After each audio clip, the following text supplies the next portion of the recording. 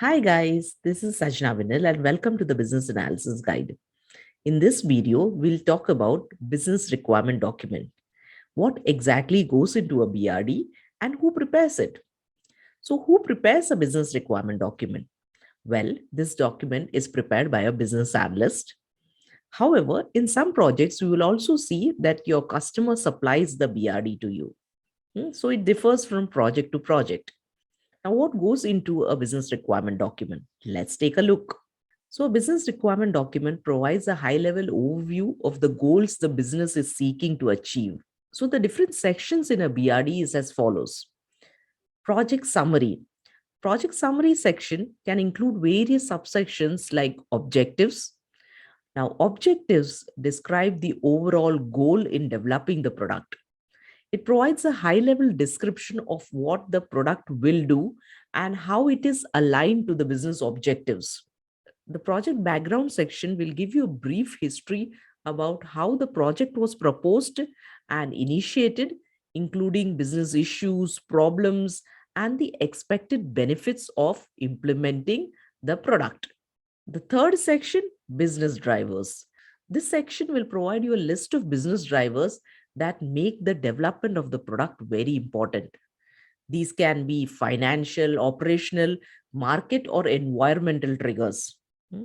Fourth section, business benefits. Business benefits section will clearly list down the expected benefits out of the solution.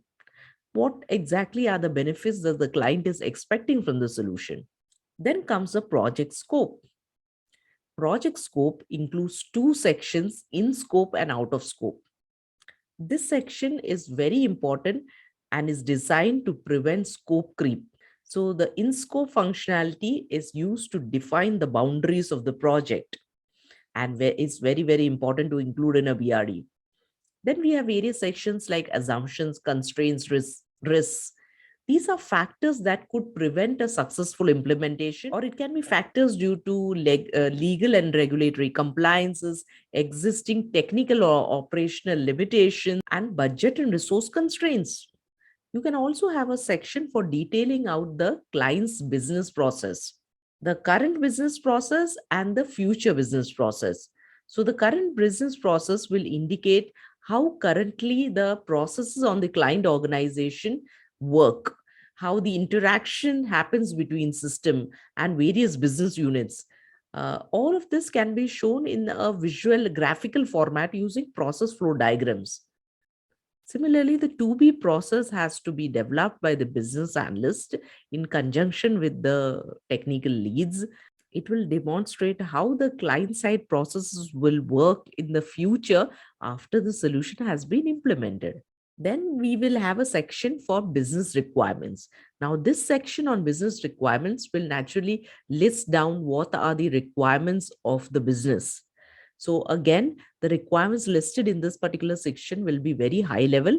They will be all linked to business goals, and it will not give you enough information to take it to implementation. Your technical team can never take a business requirement directly to implementation.